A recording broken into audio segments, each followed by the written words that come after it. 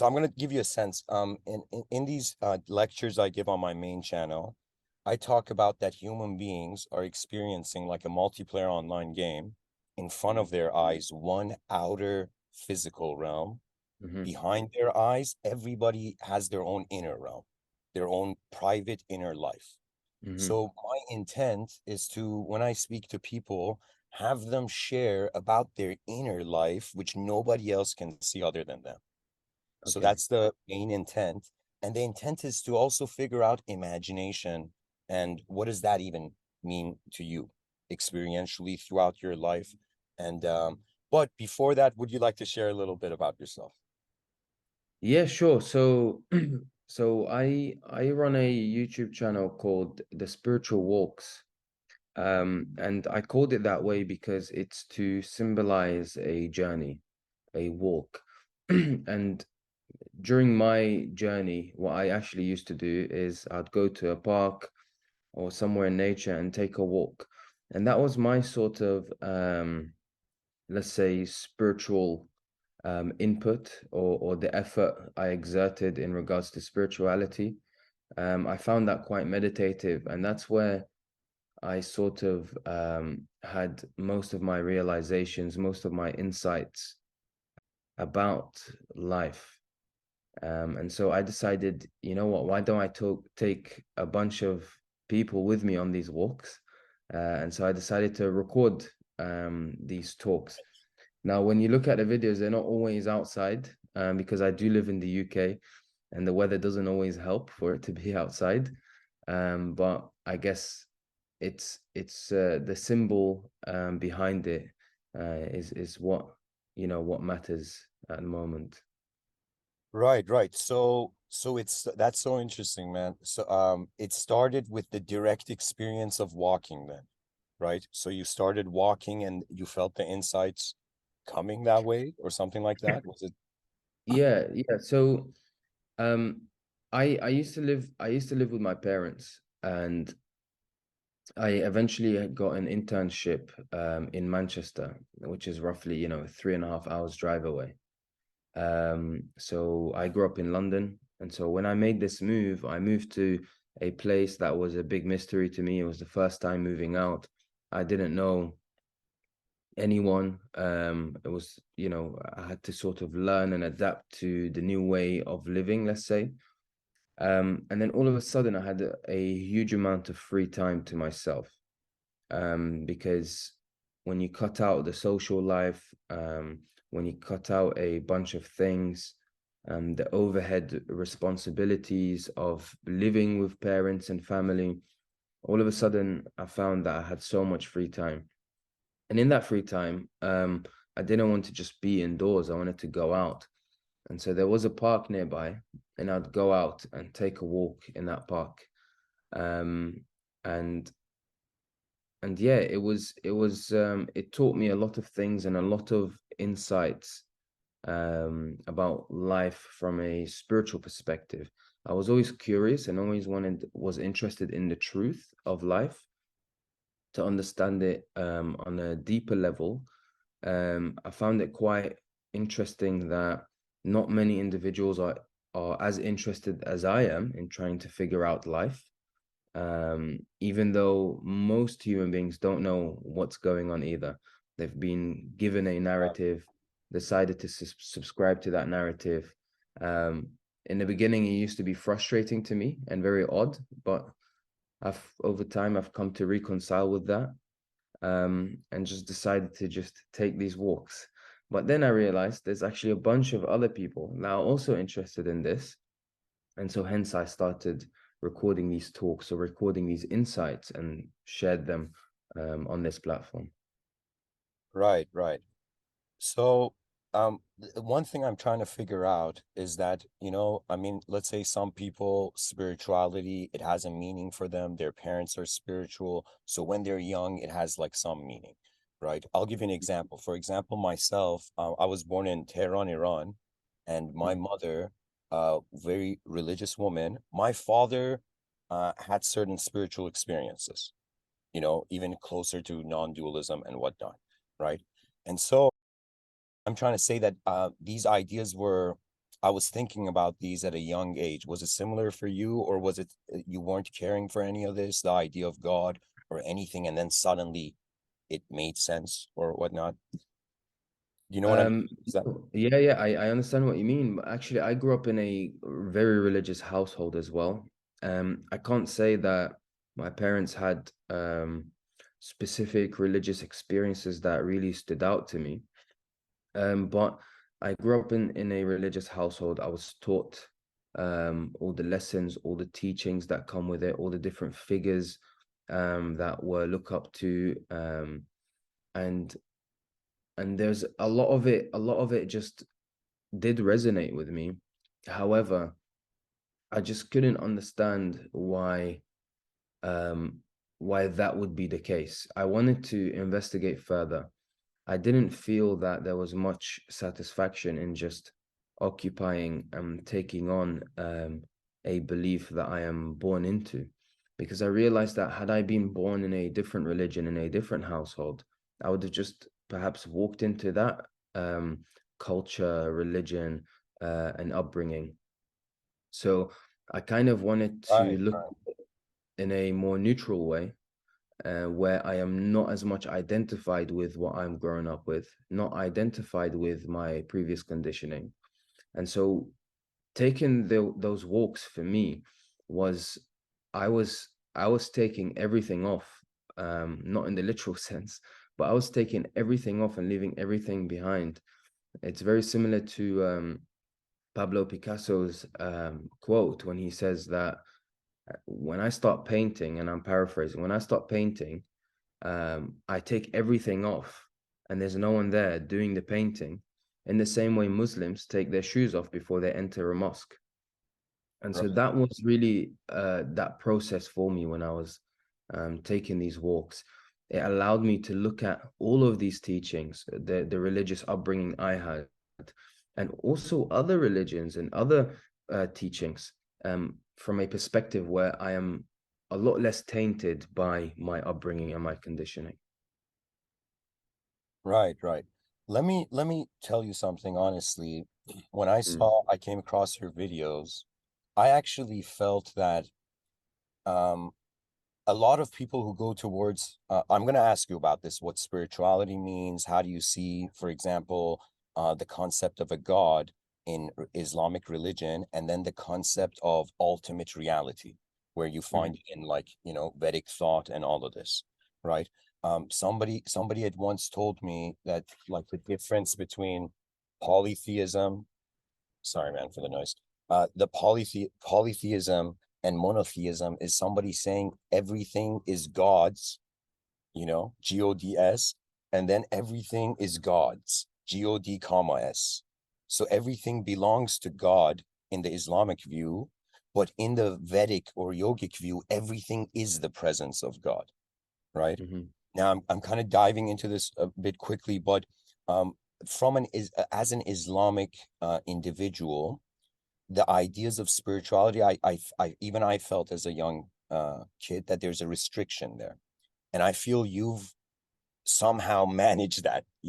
Somehow you, out of the many people online, this thing of, like, the restriction of the cultural program and then your actual experience. I feel you've somehow figured that out. So if you can share a little about that. Yeah, so the truth is that when we this what I realized in my journey is that when I look at religion, automatically I can't help but look at what everyone else is doing as a part of that religion. Now, what everyone else is doing, it doesn't necessarily mean it's in alignment with what the religious teachings are. So, for example, and I mentioned before that there used to be this frustration before, and that's because I was trying to align myself with everyone else, but I couldn't because there was a misalignment between the belief of that I've been given along with the mainstream, and my own realizations, my own insights. Now, what was truer to me and what had a higher level of conviction was my direct recognition and my direct experience compared to the belief that I was given.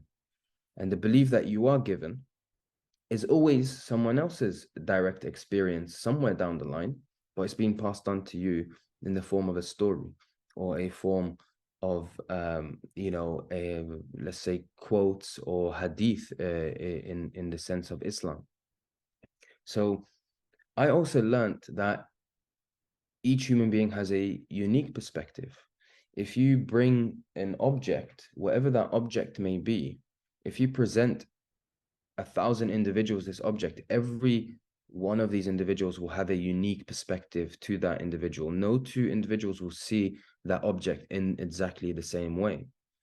And so that meant that the truth itself, even if you present someone the truth, the absolute truth of existence in a box, every human being will interpret it differently and can own and has no option but to interpret it unless they bypass the conditioning that does the interpretation.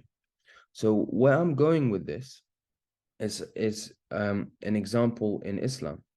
Islam, the core of Islam is Tawheed, which means oneness, right? Now, the general Islamic narrative, and when I say general Islamic narrative, I'm referring to the people that believe in Islam, Right. is that it's monotheism, okay?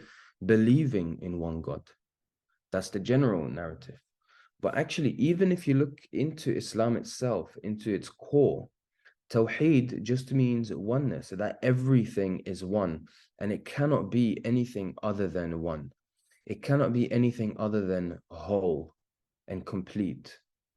And that doesn't just mean the religion, it means every aspect of existence is one. Because even under Islamic terms, for you to try and say that God is up there and I am here, that can actually be seen as shirk because you are defying the very core of the Islamic teaching of oneness. Now Mm-hmm. there is two. There is God and then there is you. So there's a separation in the matter. And then we are all taught these different chapters, Surah Al-Ikhlas, قُلْ هُوَ اللَّهُ أَحَدٌ, say that God is one. If God is one, then how can we have an identification of our own that is outside of God's? So Right, therefore, right. we must have some sort of tainted or an illusory perspective of life, right? And the Quran will constantly go and visit these matters. So for an example, there's a verse in the Quran um, that goes وَلِلَّهِ الْمَشْرِقِ وَالْمَغْرِبِ فَأَيْنَمَا تَوَلَّوْا ثُمَّ وَجْهُ اللَّهِ إِنَّ اللَّهَ وَسِيعٌ عَلِيمٌ, which means that for God is the east to the west, and wherever you turn, there is God's face. God is all encompassing, all knowing. So there's constant indications towards this actual oneness that one is to realize and recognize as a truth, but it's tainted and sort of has is warped by the belief systems that God is there and I am here, by the conditioning of growing up, and also by the way God is taught and portrayed. Don't do this because you'll go to hellfire. Don't do this because you'll do that. And so it's been flipped upside down. There's a set number of laws and rules that you are given to follow. Mm-hmm. If you don't follow these, then you are going astray. You are not a good Muslim, let's say. However, having this realization of this core oneness that reality is naturally will realign your perspective to knowing that doing this is not is haram, is forbidden. But in that sense, it's not that it's forbidden now, it's more of a I shouldn't be doing this because it's pointless, right? In the ground perspective, right, that isn't tainted by your conditioning. It's pointless for me to go and steal something, right? If I go and try and steal something from someone else, it means that I am trying to empower my own identity. And if I'm empowering my own identity, which is an idea of who you think you are, if I then try to do that, I'm implying that this identity is more important and starts to overshadow the truth that's taking place now, Right, right? right. The conditioned identity, you mean? Yes, yes. And so really even these rules, right, of what is halal, what is haram, what is forbidden, what is a good deed, what is a sin, if you really observe these, every sin has some form of a impact on your life immediately. And that perhaps is the judgment. That is the punishment that you get. So the Um, karma is like the hellfire. yeah, so different schools of thought will describe it as karma, Mm. but I'll give you a more direct approach to this. So if you go and steal something, it means that whatever you are stealing is above all. Whatever you are stealing in that moment is more important than everything else. So if you identify and value something that is anything in existence that is more important than everything else in existence, then you have now narrowed your view, and it's as though you are viewing life through a keyhole. It's very narrow, and and when you look through a narrow telescope, that's all you see. You can't see the surroundings. Okay, and that kind of constricts your life in its entirety. It constricts your perspective. Okay, and that is where a lot of suffering comes from. It comes from the constriction. However, when you look at a good deed that you have to do is a pillar of Islam, for an example, zakat, um, giving alms to the needy, and charity, right? What that does is actually, on the contrary, something that I possess, something that I own and I have identified with, I am now giving away. I'm giving away a part of myself. And what that means is I'm dissolving this image of who I am slowly. And over time, as I keep doing this, eventually giving is effortless, right? Because it's not so important what I think or what my, you know, monetary goals are, what my, how big the house I need to live in is, or whatever, right? It's not so important anymore. And so that also has an impact on your perspective. Your perspective is less warped by the narrow focus and the identification and the conditioning. Right, right. You know, man, I have so many views on what you've said. One, there was this view I had, this bunch of arguments. Maybe you can even help me out with these. One, when I was younger, when I was in Iran, I could see that because politics was in religion was in the politics, you had to know religion. You had to understand. So as a young kid, I was like, yo, what is everybody praying to? Do you see what I mean? Imagine you're born in a nation and everybody's praying towards something inconceivable.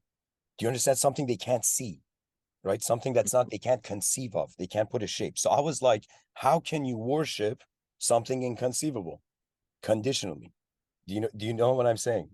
So Mhm, with this view, now let me tell you, after years of giving these, like having my YouTube channel and giving talks, I had a Discord community, and Hassan, in this Discord community, people came talking about oneness, spirituality, everything is love. Everything I would say, I'm this guy telling people, hey, we got to advance civilization, and they would say, yo, it's all one. It's already advanced. Everything's already done.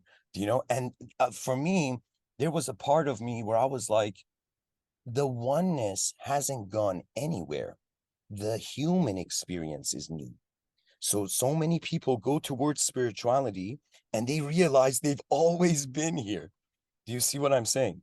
That mhm, oneness doesn't go anywhere, right? So in my perspective, I was like, okay, and let me also tell you how I came to this conclusion. I mhm, was like, why is this world so big and us so small? That means God could have created a way smaller world for us. Why is it so vast to the degree I was like, okay, maybe it's not made for us only. I wanted to just go to this point where I thought that we are here to understand life, but due to mhm, our limited position, it's becoming clear to me that we're here for an act to do mhm, something. Okay. if Mm. sometimes having I understand non-duality. I've had moments where I've sat down on a rock in the middle of a river and I've been like, who am I? And my mind's given multiple answers. So I'm like, I'm none of my thoughts. How could I be Mm. all these different answers to one thing, right? So, anyways, what I'm telling you, this is the question I'm gonna ask. How can you know oneness? Who is knowing oneness? How can there be a concept if God is oneness, inconceivable? How can we uh, experience that inconceivableness, or are we inconceivable as well?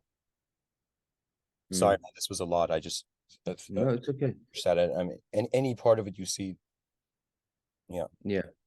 You can only truly know something if you become that thing. You can only truly know something if you become that thing.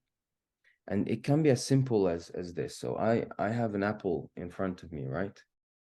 This apple, if you observe this apple long enough, um, what you'll find is that in the beginning you have all the layers of conditioning and memories linked to what that thing is.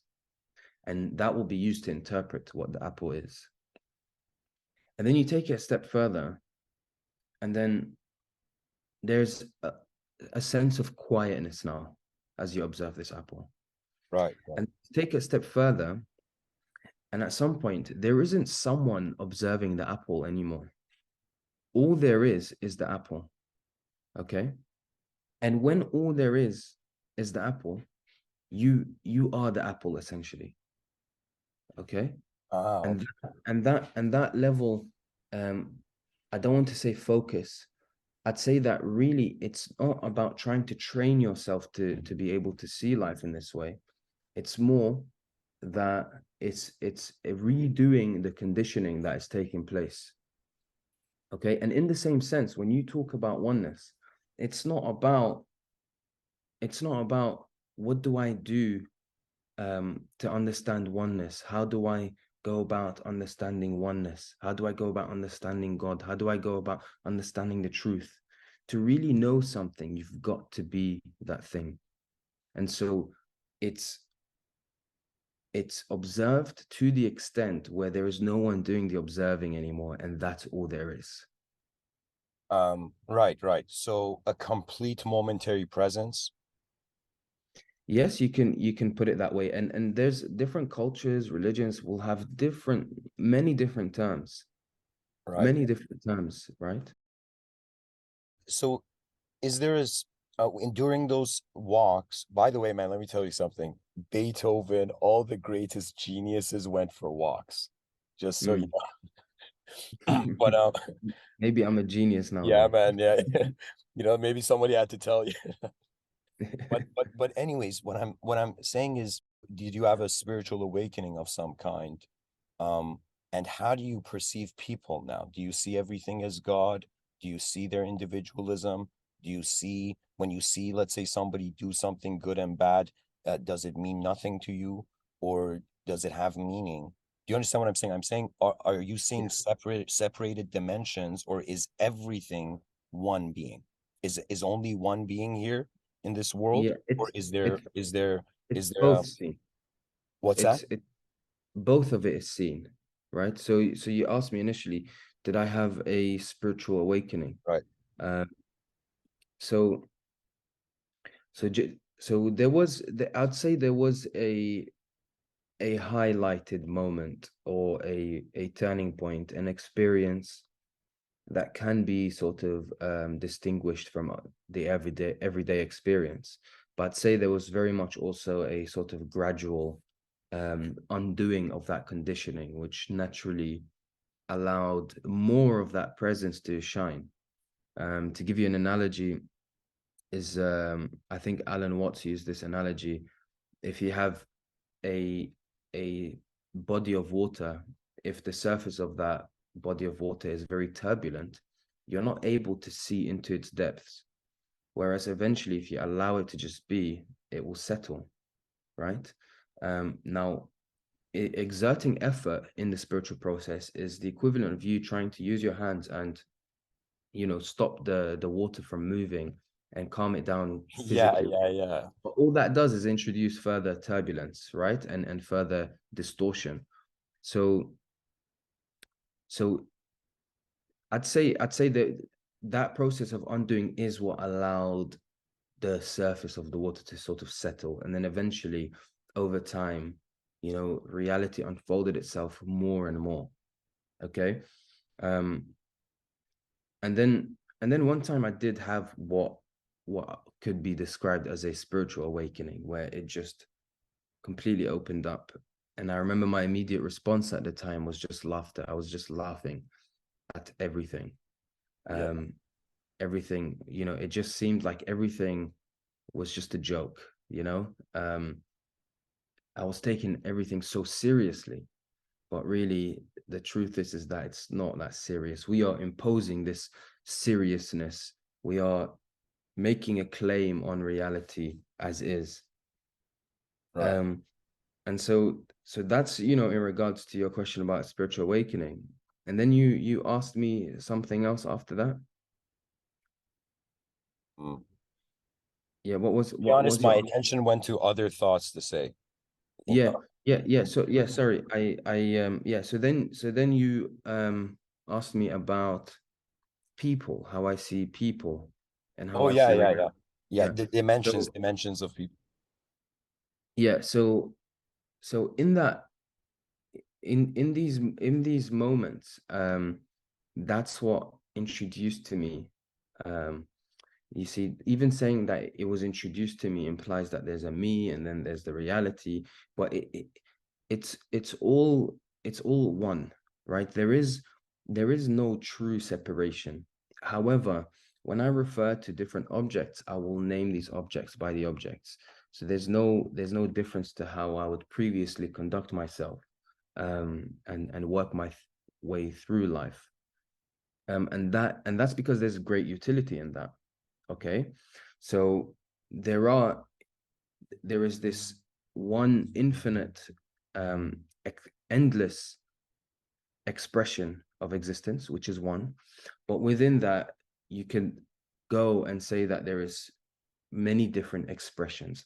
Each human being is one expression, and an expression, you can say it's an expression of God or an expression of reality. Very similar to, if you have an ocean, you have millions of different waves on the ocean, and each wave can be unique in its size and shape, and the way it directs itself, but it's still part of the ocean, right? So all that's happened now is, okay, there is that surface of all these waves, and that's all I used to be able to see. But now there's a recognition of, hey, wait, this is an ocean. It's a vast, endless ocean, right? Um, and that's the only difference. And it Right, right. doesn't, yeah, and it doesn't mean that, um it's a rediscovery or almost like a reminder, because that ocean was always there. So can I interject here? So would it Mm. be saying that it's like, let's say people dualistically are a drop. They suddenly experience non-duality. They realize they're an ocean. They Mm. realize since God is the ocean, that means God is their total inconceivable self. That means I'm asking you, is God you as one being? so so No, you've got this might sound strange. I don't want to say is God you, like your ego or your idea, but I'm saying, is God everything that's moving here? it cannot be any other way, because if it is any other way, then that means there's a separation between whatever is taking place and God, and that by definition will imply that God is not one. Right, right. Okay. So we steer away from saying that we are God and all of the likes, because that can, because as mentioned earlier, everything is interpreted uniquely. So that will 100% have very different and misguided interpretation of what Mhm. what that's trying to point to, right? But in essence, you know, we cannot be separate from God. If anything, even if you look at it Islamically, every like most Muslims are yearning to be closer to God, right? There is that element of closeness to God is there. And so they do this spiritual work. They do the fasting, they do the prayer, they do the du'as, they do all these different practices as a part of the religion to gain nearness to God. But really, all these practices are doing is they're taking off the layers of conditioning that are making you think that God is far from you. Right, Okay, right. that's What? No, no, I completely understand. It's just that if it is one, does it matter if people know God is one? That means religion says believe. Let's say, I totally know what you mean. mm, Like you're being told to accept something and you don't have the experience for. But I'm saying if the experience is one, doesn't matter if they know. it This is a doesn't. crazy question. It just came to me. It doesn't matter. No, it Doesn't matter. doesn't. Yeah, it doesn't matter. Mm. Um, Previously, I thought it did because I see, family, friends suffer so much, and I can see that that suffering is born out of uh, the identification Yes, with their yes. body, with their ideas, and I can see that suffering is born out of um, not seeing this essentially, Mm, right? mm. Um, and so I felt compelled to tell them, hey, by the way, this isn't how it is. But it's if someone's not willing to know or recognize, or if you are pointing in a certain direction and someone's not willing to look in that direction, it's impossible for them to recognize, right? They've got to come at it at their own pace. They may or may not, and that's fine. You're right. You can't ask a seed to grow like as quick as a tree that's already grown. Something like Yeah, that, right? yeah. So if I can share something. So Hmm. I I was yes, I was introduced to Islamic ideas, but at some point in my life, I was raised in Canada, and at some point in my life, um, I didn't know who I was. Okay, I realized I'm not being honest. I'm constantly thinking I'm this, I'm that, I'm this, I'm that. And then I reached a moment where I'm like, yo, I don't know. I don't know who I am. So this made me wonder about what is this self that has been acting as me this whole time. Okay. So I went down that rabbit hole. I got introduced to Vedanta. In Vedanta, they say you ask this question, who am I? This is like the secret algorithm. All the gurus are saying, Yeah. ask who am I? Now the question, the thing is, when you go to ask who is here or who you are, that's not an object or a subject. So Hmm. this the idea of a self. How do you see that? Is that wrong for us to even consider ourselves? Absolutely not.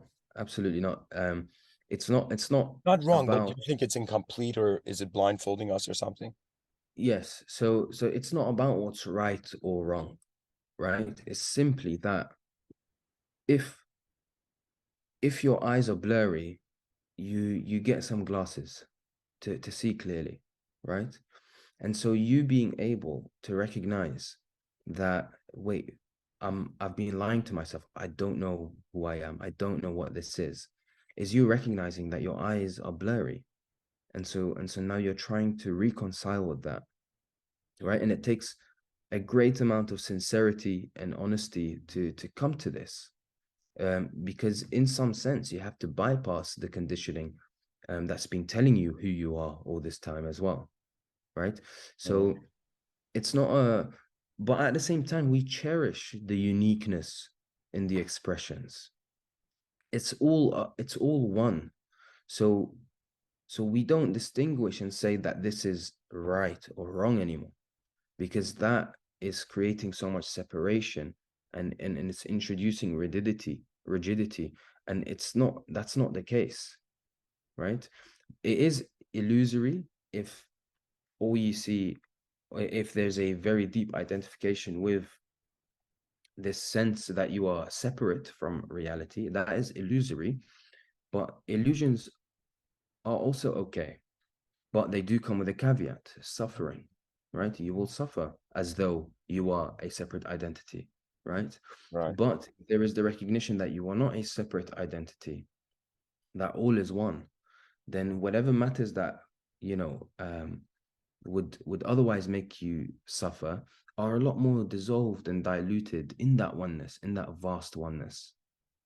Okay. So there Right. is a lot less suffering. And if you look at, you know, how heaven is described in many different religions, heaven is described as this place that is abundant. It's ever abundant. It's never ending. It has no restrictions. And Islamically, all the things that, you know, Islam teaches you that you should refrain from, like alcohol and fornication and all of these sins, right? They are now abundantly available in heaven, um, and and there is no such thing as sinning. There is no such thing as suffering anymore, right? You do not suffer anymore, and that's really the main point here. You don't You suffer don't anymore. identify with the suffering, you mean? No, I'm just telling you how heaven is portrayed, you know, Yeah, yeah. at least in the Islamic sense, that there is this never-ending place. It's ever abundant. Nothing's missing. There is no suffering. Okay. There is no pain, right? And that actually is are all things that come about because of deep identification as a separate self. And so when you don't view yourself as this small separate entity, you cannot help but view yourself as one, or you cannot help but just Wow. view oneness. And then all of a sudden now, there's nothing missing. Everything is abundant. There's just deep gratitude. There is no pain.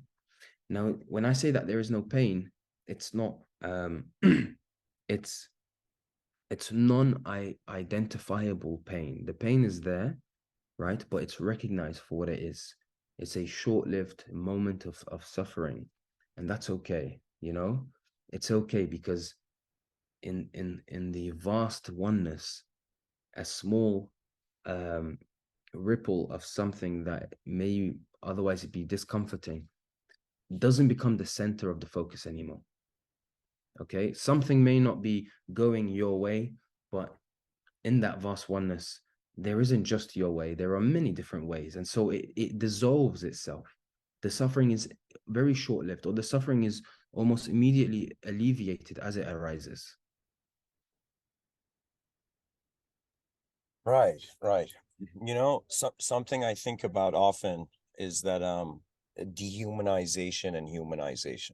And often in my lectures, I say oneness is a divine. Let's consider as the only divine, like what's there, your presence, but it's not human.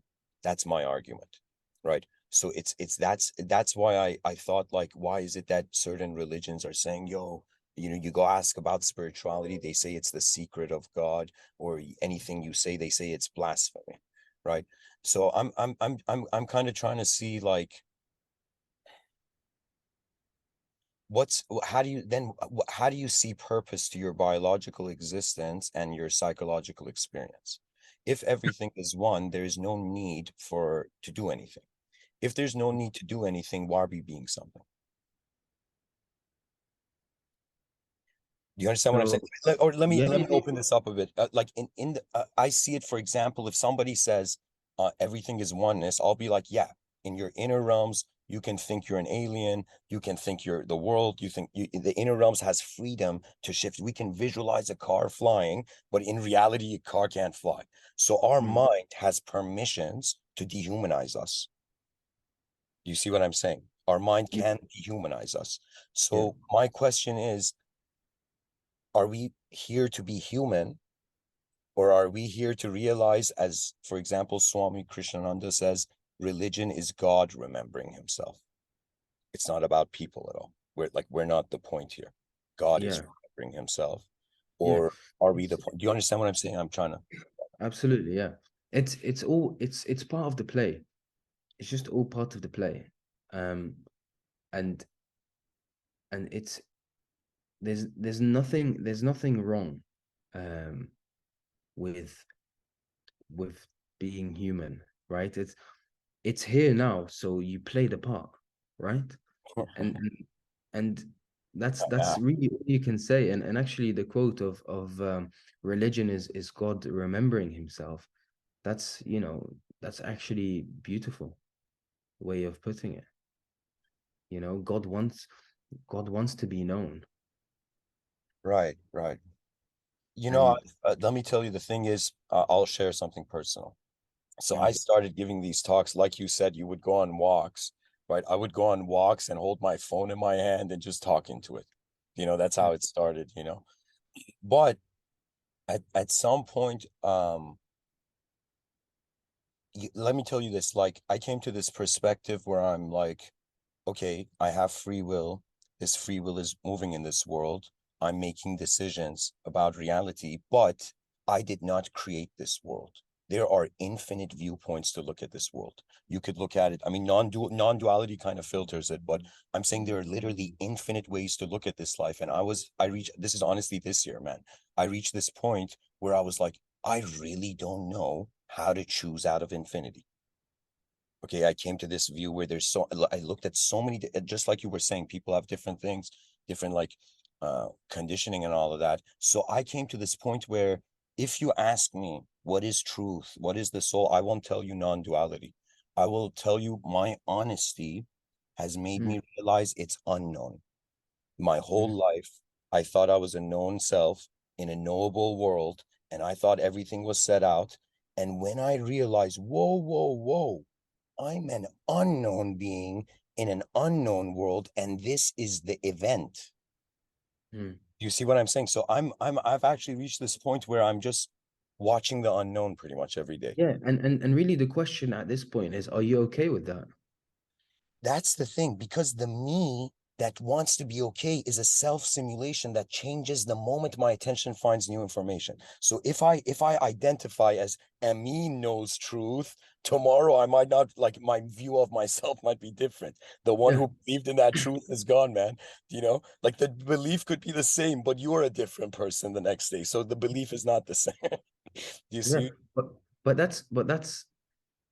the premise of every spiritual practice is this, even non-duality. When you ask yourself, who am I? It's not about the answer. It's about the underlying recognition that you don't know what's going on. And Yes. that is an introduction to a certain level of openness to reality, right? And so people who actually follow the non-duality, they ask these deep questions, these self-inquiry questions of who am I? What is all this, right? Um, and then they are confronted with this, damn, like I don't know what's going on. And then they are confronted with this openness all of a sudden, because there is a deep, sincere recognition that they don't know. But that that can also introduce fear, right? And so immediately it's closed off again. Like, no, I am this little me. I'm gonna wake up, I'm gonna do this and I'm gonna do that, and I like this and I like that, you know. But really, that's always been the case. There's always been this mystery or this unknowingness. Right. Okay. So that is not something you can escape from. You can try to escape from it, which will introduce It's suffering. everywhere, man. You But can't. it's always the case. And so now the question is, am I okay with that? Can I be okay with this? Right? And and really spirituality, all it is just the recognition of what is, right? Yeah, And being okay with that. And it doesn't mean necessarily that you are in agreement or disagreement, that's because profound. agreement and disagreement implies that there is, this separate entity that is trying to change reality. It's just that this unknowingness, this mystery is so vast. And to my core, you know, I don't know. Right. And then are we okay with that? And mhm. if there is this okayness, then that's it. You're free. Like it's just freedom. It's just peace. That's all there is. It's just the sense of Mhm. isness or the sense of being, So right? can I bring this to a very important topic, right? The topic of authority. Now, this doesn't mean like a conceptual authority, but how do you feel there's an authority beyond you, or do you feel the authority is everywhere, so we're kind of like authorized to experience it at any time? Do you know what I'm saying? Is it because Mm, there is, I'll tell you this, man. I'm not a, I would say I have more of a heart of a Muslim than a mind of a Muslim, you know. mhm, And now there's moments when, at any time I feel impure, you know, or whatever, you know, there's moments where I go, and when I go stand to pray, I have a knee problem, so I pray on my bed sometimes, you know. mm, And then yeah. when I stand there on the prayer mat, I have this feeling due to that unknown. We were saying that unknown self. I have Mm, this feeling, I don't know why, that I feel so insignificant, but I feel I'm in the presence of something so significant that I mm, start tearing up sometimes, mhm, you mhm, know. And it's not even logical or reason, it's more just, I am so small, but is there something big? Do you understand? Like, is there the presence of something big, right? In those moments when I feel my ego doesn't know or can't see as it is, i I call for the higher, do you know? But mhm, there are also moments where I've done something and I felt it was not authorized, and the repercussions came right after. I'll give you an example. Um, I was giving these like these talks at some point, right? And I was saying something specific in them. One day I get a dream, and the dream is hellish, man. I've had two dreams, bro. One dream, very heavenly dream, one dream, very hellish. Okay. I see this hellish dream, wake up in a panic at the middle of the night, and there's the Quran right beside me, beside like my table. I mm, open it, and it says something in the lines of, who do you think you are, telling, trying to save, sorry, I don't know if it's exact, I might be getting it wrong, but the mm, idea was like, who are you to go and save God's, like go enlighten God's people, right? When God has wiped civilizations before, instantly, to a point where I understand, man, you're hearing this all non-dualistically. You're like, yo, get out of the story, you know. no, but it's fine. No? but I'm just saying that in just my real experience, you said as is, in my real experience, I feel I cannot know all of it. So if I am under the impression that I am knowing all of it, then I am limiting, like the idea of God. Do you understand? It's like saying, if God is inconceivable, how can I believe in the idea of it? Mm, Idea is conceivable. I don't know, mhm, man. Does that yeah, come? absolutely, absolutely. And and I sometimes have these conversations with some of my friends, about praying to God, right? And I ask them, what are you praying to? And they say, I'm praying to God. And then I say, okay, um, so how do you know that the God you're praying to is the same as the God of, your other fellow Muslim is praying to? Because fundamentally, all you can perhaps do is formulate an idea of God, and each person's idea is going to be uniquely different. Part of the idea can be the description that God is inconceivable and that God cannot be known, or whatever the case is, right? But in essence, 2 billion Muslims, or whatever the number is, um, are they all praying to their own unique idea of God? Because it cannot be any other way, you know? And so who's right and who's wrong in this case? So Doesn't there need to be a consistency across the board of what God is? Now, if what I'm saying is true, that there needs to be a consistency, that consistency of what God is cannot be an idea. you know? And that's what one of the main initial things of what the introduction of Islam has brought is the demolition of idols, right? Right. Because idol worshipping is it's an idea that is, encapsulated into physical form, right? A statue or whatever it is. Yeah. And so that's what Islam has wiped away. But you now have a unique idea of God. So if you truly want to um, be honest and sincere about it, you will look at this and question that idea Mhm. and say, actually, I don't know. I don't know what God is, right? And that once again reintroduces this openness, reintroduces this sincerity, and reintroduces this honesty, right? And honesty is really the path towards truth. Okay, being honest across the board is what leads to the truth. Right, but here's the challenge, man.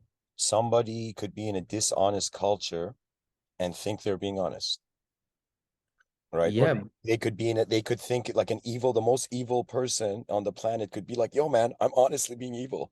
Like I'm being super honest with, let's say, I mean, I'm just saying that.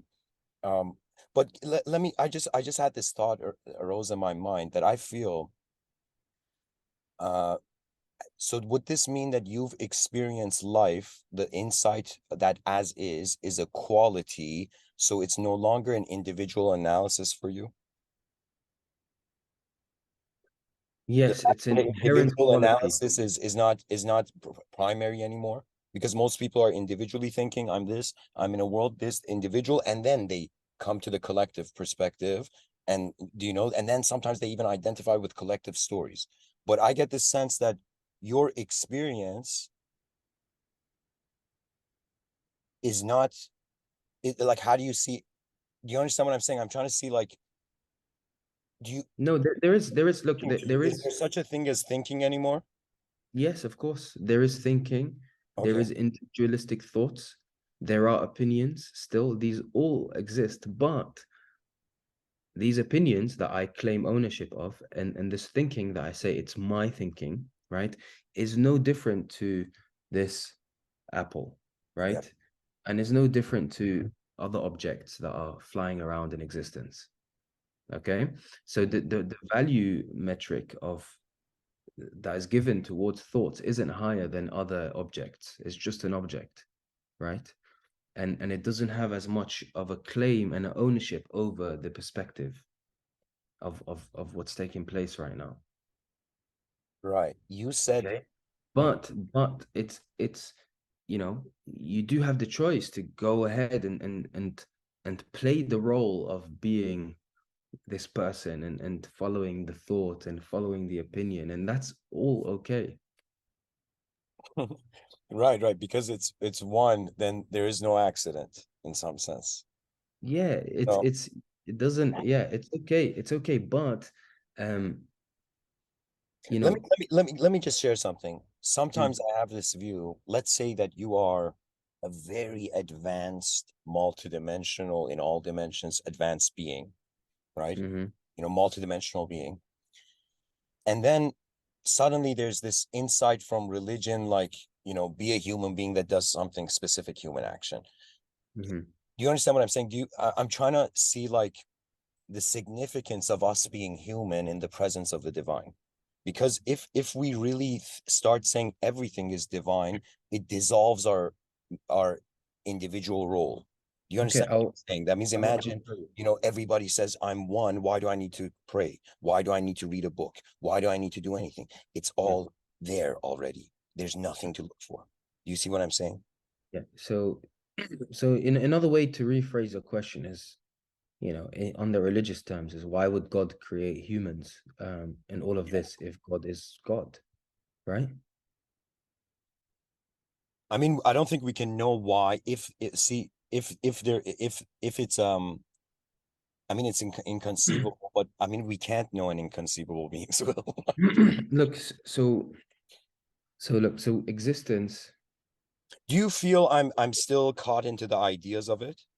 No, no, no, no, no. It's Oh, it's you know that's not what I was about to talk about. So Mhm. look, existence and reality as we know it is one, right? So from a religious narrative, God created everything, right? And God is complete. God is ever abundant. God doesn't miss anything. God doesn't have partners, right? God is just one. Another way of saying oneness is it's all of it, right? To give a very simple example, if you have a pizza, right? It's one pizza, but the moment you cut a slice out of it, it's not one whole pizza anymore, right? Um, and so in the same way, this is what oneness is pointing towards the holistic completeness of existence and reality and all of it, right? And even the unreality that isn't seen, right? So so when it comes so therefore when you look at, let's say, experience, right? God in its completeness is capable of all experiences, right? There is no experience that God isn't able to do or have, let's say, right? So however, the question now is, does that satisfy the completeness? Because surely God would only truly be complete if God can also experience things that God cannot experience. Or to rephrase that to you, if All God knowing, right? yes, so if God is all knowing, to truly satisfy the completeness of the all knowingness, God must also not know everything. For it to truly be a holistic reality, a holistic oneness of the matter. Does that make sense? Yeah, yeah. It's just I have a bit of this might be a bit of a humanized view on this, but what do you That's think okay. it is? Okay. So in one of my lectures, I was saying, imagine there's a, let's say, like 1,000 years from now, there's a scientist, next level scientist. He Mm-hmm. invents an android, a robot that looks like a human. Okay. Mm-hmm. He has an apprentice named Lucy. Okay. He has the Mm-hmm. fallen angel is his apprentice. The inventor is the role of just the archetype of God. This Mm-hmm. inventor creates an android, puts it in a room with mirrors, right? And the android is left there alone in the room. Okay, appears in a world, you appear on a rock in the middle of nowhere, spinning in the middle of nowhere. So the android appears in this room with mirrors, and suddenly the son of the inventor, or I don't know, somebody who a messenger of the inventor, comes to, what do you call it? Comes to, uh, for example, comes into the room and gives the android a book. Okay, and simultaneously the inventor wants to check his invention, and he's like, "Yo, I'm gonna send my apprentice named the fallen angel to go and try to make my invention act against its software." Right? Mm-hmm. So the android is waking up, realizing it's hardware. Yo, I'm hardware, thinking, yo, did this hardware appear from the room? Did this hardware suddenly just, from after millions of years, was this android just put in the room suddenly? Do you know? But then let's say the apprentice comes and says, "Yo, android, forget your software. You were from this room. You're not." And the whole time, the inventor is looking from the mirrored walls, being like, "Yo, does my invention follow its program? Does my invention follow its innate software?" Do you know? Which I would say, if to me, like you said something, sorry, man, I'm saying a lot here, but you said something in one of your lectures that what if non-duality is entering Islam? I don't know if you Mm-hmm. remember in one of your talks, you said that. Mm. Um, Yeah. I'm Yeah. I'm trying to So say, like, are you left with faith? Is non-duality the faith they're talking about? Are you left with is the android left just being like, "Yo, It's the software. I don't know. I didn't create this room. I didn't So create myself. So so I gotta just have faith in the software. yeah, so let's just yeah, so let's just look at that. Now, Sure. you mentioned before it's a humanistic way of looking at it because it's almost like God is now an entity that is trying to, you know, do experiments on you, right? To see what happens or whatever, right? Out of curiosity, right? But you know, it defies the description of what, you know, Islamically God is known as, which is that God is all knowing, right? So let's just go back to what I was trying to say earlier. Sure. God is all knowing, right? To truly satisfy its all knowingness, right? God must also be able to know what it's like to not know. Does God need to know what it is to not know? It's not a matter of need, right? Okay. It's not a matter of need. It's In order to be complete, it has to include the unknown and yes, the right. yes, exactly, right? So if God is truly all knowing, therefore God must also know what it's like to not know. And so what in reality doesn't know? Let me like can I say something here? I wanted to say Uh-huh. it is said that God is inconceivable to us, Yeah, correct? But I sure. don't think it necessarily means it's inconceivable to itself. You Yeah. know what I'm saying? So, for example, I remember coming across Vedic mythology. These Mm-hmm. guys see that we're at the bottom of this mountain. There's seven upper levels, lower worlds. The highest upper level is called Brahma Loka, where you don't reincarnate anymore. And it's God's level, like God's room, right? When you've become like like God's neighborhood. I don't know how to say it, you know? So they see that a sort of kind of like, reaching a point where you don't reincarnate as a being, but God Mm-hmm. is there. You understand what I'm saying? Like an ant can't conceive human beings. If you say, imagine a human being gives a book to an ant and says, hey, ant, there's something beyond you. Worship it, right? Imagine the ant says, I feel the world is me. I feel that I'm just by non-dualistically experiencing the world. There is no greater human. There is no Mm-hmm. something like that. Do you see what I'm saying? I'm trying to say, does non-duality mean there is no greater being? Do you know what I'm saying? Yeah. I don't know if it's Yeah. So all there is being. That's what duality, non-duality means. Non-duality means that all there is being.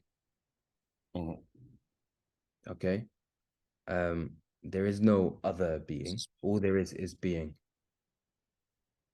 That's that's that's what non-duality is pointing towards. Okay, so let me ask you this. After non-duality, is there anything else? For example, when you see like It Muslims, could be like a bunch of fireworks and stuff. You yeah. never know, but you have to check it out, you know? You know, I a part of me deeply when you said it's all being, you know, I totally understand that, man, and it could be due to my limitation that I'm trying to make sense of the unknown as a limited being, you know? But sometimes I also feel we're like antennas. And if we have just our own, like you might not realize it, but non-duality for some people can become a belief. Hmm. And even oneness can become a belief. Some people say, I love everybody, but they don't help anybody. Somebody can say, I'm this, but not necessarily be it, right? I Mm. don't know, man. I'm struggling to understand constantly the human and the divine and why we have imagination, why we have intellect, why we have an ability to make a decision separate from the creator, right? Because some people from the religious view, it's wrong that you have become separated from that oneness, right? But Mhm. inevitably everything returns to God. So I don't know, man. You want to help me out here? My mind's getting blown. Yeah. Yeah. Okay. So yes. So you have the ability to make um decisions, okay? But in the non-dual perspective, right? There is no one there to make these decisions. The decisions are made, okay? And both of them are correct. Like both of these perspectives are correct. There is actually no one doing the speaking here, right? Mhm, But there is this guy called Hassan doing the speaking. They're both correct, mhm. okay? And and and then again, what is taking place, what I see is happening is you are trying to understand using the same tools or intellect or qualities that you'd use to understand other matters in the materialistic reality, okay? Right, right. If you, whether it's a mathematical equation or a scientific theory or something like that, right? You're using the same approach. No, no, no, no. I'm not right, right. I see. I'm not trying. See, yeah, yeah. I'm not this person who I'm like, yo, I'm trying to find a formula for God, or I'm trying to find an equation for God. I'm not like that. I'm just trying to understand the relationship of a being in an unknown world with its experience, if its experience is multifaceted. Okay, because the same conviction one can have that this is non-dual. You go speak with an atheist and they will say, yo, man, it's just this. How could it be anything else? Right. So Mhm, I'm kind of saying, is there do you know what solipsism means? That means your reality is the only truth, right? mhm. How would you see non-duality? I don't know. I'm trying to see like Yeah, it's the no, if you non-duality. if you are Is not you, then what do you do? what do you do? If you are not you, what do you Yeah, do here? That's what I'm trying to tell you. but that question becomes redundant because if you are not you, there is no one doing anymore. There is no doing anymore. No, no, there is something happening. It doesn't mean you're a human doer. It doesn't mean you're an Yeah, ideal, but still something's yes, but moving. that's something that's happening is the same as the clouds that are moving in the sky. But you don't seem to be very concerned with the clouds in the sky. Why aren't you frustrated about the shapes and the colors of the clouds, right? And Right. that's the same thing. It's the same thing. Like you there's no one doing this, right? And that becomes okay. It's observed and and it's just flown with. There's You're right. just an You're right. underlying there's just because look, whether there is a frustration about how things should or shouldn't be, or what should or shouldn't be done, right? Whether that frustration is there or not, whatever is done anyway. Whatever takes place anyway. Okay. Mhm. So the constant interjection that you are this separate entity to try and steer reality in a certain way is illusory. It's illusory. Yeah, But it's that real to yourself only because others can't even see it, right? Others can't even exactly. see how I'm like, being myself in the right way. Yeah. But it's not only because others can't see it, right? It's that shouldn't be recognized because of Mhm. others, because even others, that is also a an illusory concept. The you and the me and the Right. this If and you the don't that. have a self, then there is no others, right? Because the self and the world is the basic separation. Yes. Like the way Now it dual. just So let me is. ask you this: how are we dual then? So let's say I don't know what non-duality is, right? From duality, like, do you understand what I'm saying? Like, how do you see duality? What does duality mean to you? This is crazy, but Duality, yeah, the duality is still an expression. It's still the of case. what though? It's non-dual. Yes, that's also true. So do you understand what I'm saying? I'm saying if Mm. if um Why does it have to be one or the other? one or the other, because I think it's paradoxical. And and Right? Let and me tell you why. Let me tell you why. If okay, I'm not a self, who is being non-dual? Who is experiencing non-dual? if I'm not a self, who Yeah, yeah. is? If I'm not dual, if I'm not dual first, Are you how can I implying that know not non-duality is an experience? sorry. So are you implying that non-duality is an experience? I'm saying non-duality is the context. Doesn't matter if we experience it or not. Whatever you do, it's there, right? Hmm. I think that's how you're talking about it. But I'm Yes. saying like if it's okay, I'm pretty much saying if they say everything started from God, everything returns to God. If God is an inconceivable being, in the middle we're conceivable.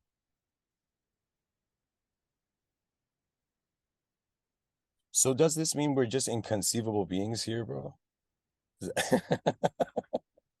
There is no, the conception is illusory because you can't say non-duality means good and evil are an illusion. That's what it means. It means they're not real. Mhm. Okay. That's my understanding, of course. When somebody says something is non-dual, that means you're not seeing good and bad It's not, people. look, it's not that good and evil aren't real. Um, it's that good and evil are recognized for what they are. They are they are perhaps concepts or ideas or definitions of certain actions and happenings in existence, right? It doesn't matter. It's not real. We're not trying to decipher what is real or not real. Mhm. Okay, we're just trying to recognize what is. That's all it is. Okay, Right, right. But because how can you oh yeah, I get it. Because you are it, you notice it instantly, you're being it, so there's no analysis or anything else. Yeah. yes, the analysis becomes redundant, Mhm. right? It just is. Hey man, Okay. if analysis is Ev- redundant, should I turn off the stream? You know? Okay. no, No, I'm kidding. absolutely not. It's Yeah. No, no, I understand. I totally understand how you meant that. yeah. So it just is, and then after that comes the analysis anyway. So think about it in or not, look at it and recognize that the sense of being, or this isness, right? Mhm. It's primary. It's essential. It's more essential than the thinking and the deductions and the analysis, right? And so then an analysis becomes just another happening, just like any other happening. And I go back to saying earlier, right? Why aren't you so concerned about the shape of this tree? Why aren't you so concerned about the shape of this cloud? As you know, as you are concerned with the analysis of these things. Okay. So really, non-duality a is the recognition of being, the recognition that there is a recognition taking place. Another way, awareness of awareness, Mhm. right? And that's Awareness. all it is. Yeah, that's Right, all right. it And is. that awareness is not, you're right. That awareness is not like a self that can, know that so it's just a quality pretty much, Yeah, right? what comes before that separate self is the awareness. If that awareness wasn't there, there wouldn't be any conception or the recognition that there is this separate self, or with its opinions and the analysis and the thinking and so on. Hmm. Right, right. one thing I'm still trying to I haven't asked this yet. How do you experience your imagination? Is it visual? Is it sentences? Do you, when you, for example, I'll give you myself as an example. I write a lot of science fiction. When I go, sometimes when I walk or I'm going about the day, out of nowhere, I see like a film preview, just a Mhm. scene, like a film scene in my mind. And then I go write that down and I write these different chunks and then I try to connect them into a story. But I'm asking you, um, how do you experience your mind? How do you experience your imagination? Yeah. I guess imagination is within the same realm of thoughts and memories. Right. So so you're still the awareness noticing this Yeah, stuff of coming and course. going. You cannot be anything other than that. Um, right, right. But do you understand? It's kind of like you're saying we're all energy, true. You can only be energy, right? But the energy is still changing and having forms. It's like two dimensions, right? It's like two sides of a coin. One side of the coin, everything non-dual truth, presence, energy, right? But on the other side of the coin, do you see what I'm saying? It's like the energy is changing from form to form, right? So sorry, so what are you referring to as I'm energy? saying, um, I don't know how to collect my thoughts right now, man. But I think where I was going with it was in regards to non-duality and on the other side of the coin being dualism. If I oh yeah, I remember. If I say everything is like non-dual and energy, that's true. Yeah, everybody's energy, right? But it doesn't. Do you understand? It's not like an ans. It's not. It's just an observation. It's just Hmm. an observation that you're an observer, an unknown observer experiencing your body change, your thoughts come and go, right?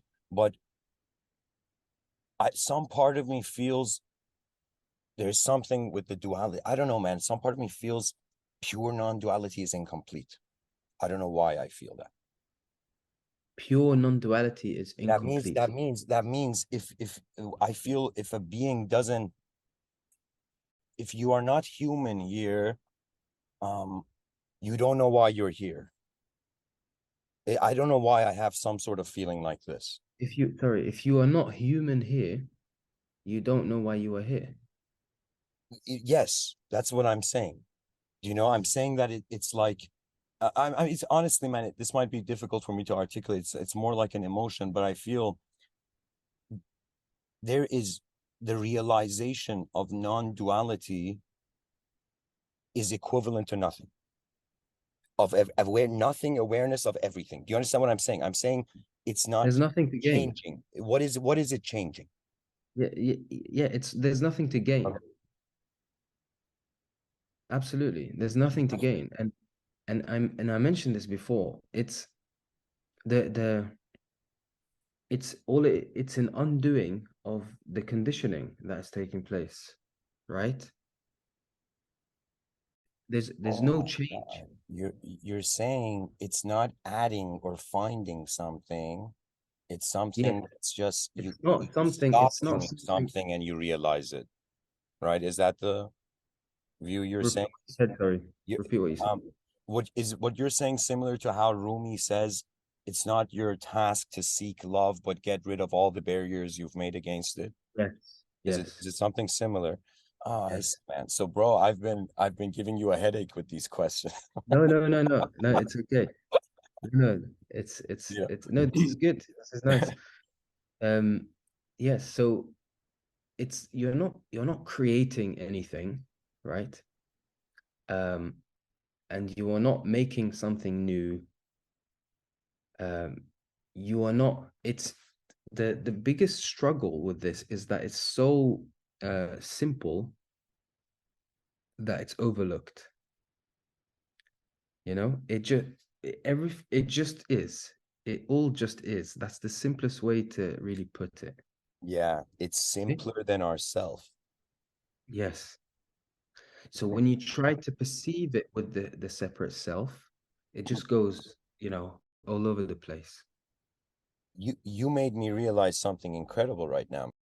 I totally see what you're saying. I'm using myself to try Uh-huh. to understand the non-dual self.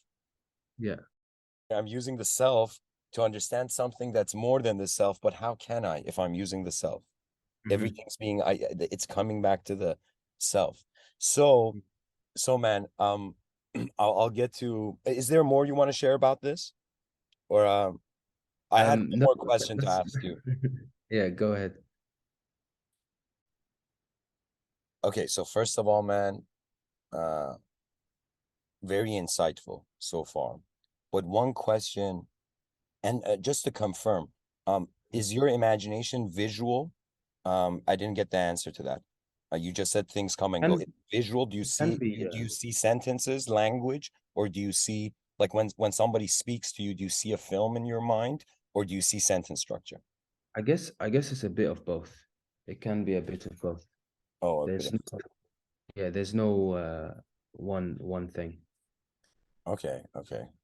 For me, man, it converted from seeing language to becoming incredibly cinematic, to a point where when I speak to someone, the way I remember it is by seeing it turn into a film, to that degree, right? But anyways, so I guess I figured that out. It's both. The last question, what message in a bottle would you send or give to the future generations, all the unborn people who will enter this world, right? What message in a bottle will you give them? And I understand that's kind of hard when it's non-dual, but No, so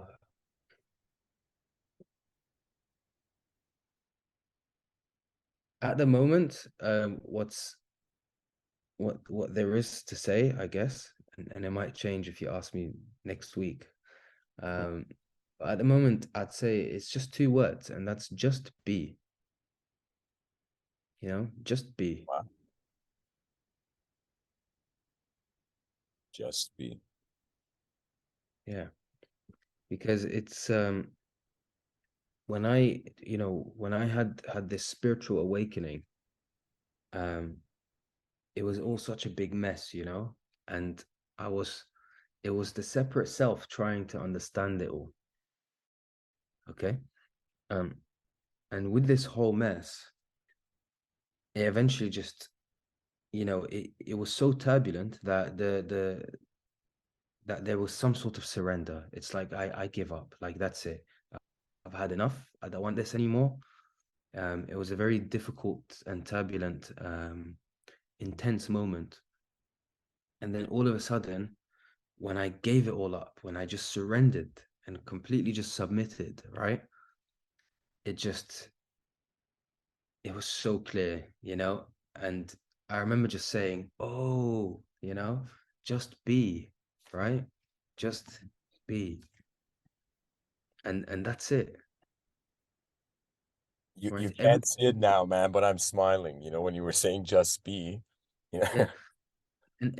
And that's all it is, right? Like everything else is just an additional complexity, a manufacturing of ideas and conditioning and there's just so much, right? To deal with and to try and figure out and sort out. And really all you're trying to get to is to your to rest in your sense of being, which by the way is something that you do by definition anyway, but it's just to recognize that that is what you are doing, that is the most essential and primary truth that is taking place now. Wow, man, this is I feel like I'm glowing right now. If only we Oh, could it's the see. sun, man. The sun's hitting me. Um, Hassan, this was incredibly insightful. Um, I have a feeling that many many people actually need to hear hear you. But I will also give you a warning, man, that there is a new age non-dual community where their oneness equates extraterrestrials and all of this, so, in the future you might see that, But anyways, man, thank you for your time. It was incredible. Absolutely. No, thank you for having me. I mean, I really enjoyed this conversation. All right, man. Thank you. Take care, son.